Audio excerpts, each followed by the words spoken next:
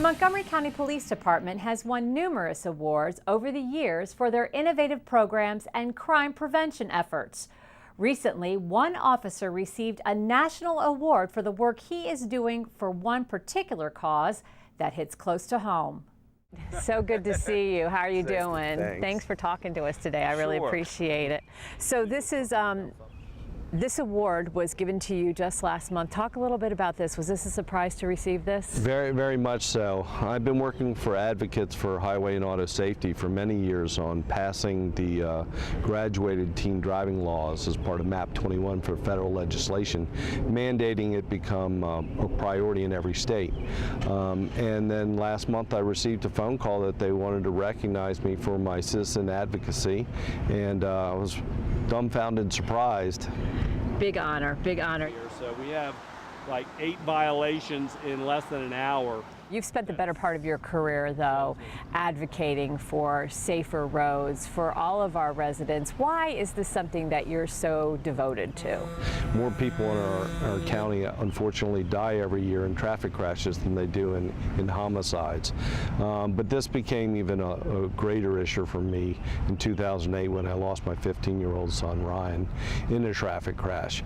And I realized that my work was not done, and I had to actually do more to try to make a difference. When you go and speak at schools and you go talk to kids, do you tell them about your son, and what do you say to them about him? Being a traffic professional, you think that you might be immune. My son went to more presentations than anybody else. However, this tragedy did happen to them, and what I explained to them quite simply is, if it can happen to me, then it most certainly can happen to you. And I try to get them to say, what are they going to do differently after they heard my story or we talked today that they weren't going to do before that. And those little things, I think, what will make a difference. Just getting people to make aware that small changes could save their lives. Obviously, every day that you do your job, I'm sure you think of your son, Ryan.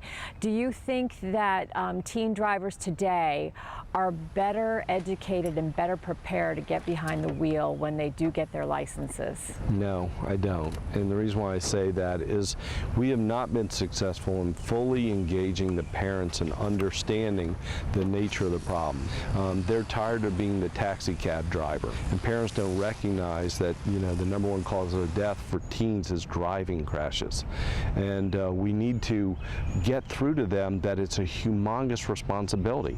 When I talk to kids in forums and teach in presentations, the kids come up to me and admit that the parents don't necessarily ride the full 60 hours that they're required to before they get their driver's license.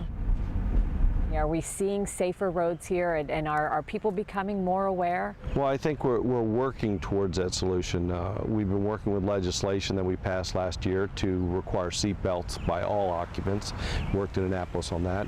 We worked to pass the speed camera legislation that helped to give police officers those extra tools we need to get people to slow down and prevent those fatal crashes. And also today we've got this that we didn't have so many years ago, and these kids are attached at the hip. We worked very aggressively on cell phone enforcement that distracted driving caused. That's why when we did our cell phone enforcement, we tried to do a zero tolerance, especially around the schools, to try to break that connection and to let parents know that when the child takes this citation home that they were talking on their cell phone. They probably have family rules, but this is a way of reinforcing it. So it's not just writing the citation, it's also to get that message back to the parents that their children are driving dangerously. You know, between speeding, distracted driving, and people not wearing their seatbelts. We've identified those for many years as the primary causes why people die on our highway, and we're trying to make a difference there. I can't think of a more egregious violation, a more dangerous violation than passing a school bus. I think this camera program, and we're going to stop this dangerous act from occurring. And then finally, as you know, we just started our school bus safety program where we got automated enforcement on our school bus.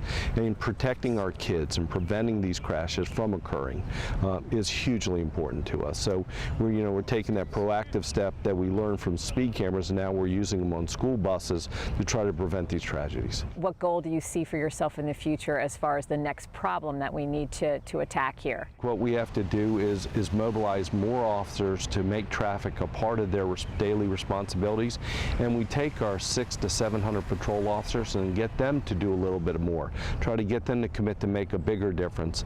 And I think overall we'll make our roadway safer and we'll get people to come home every night, which is the #1 plan.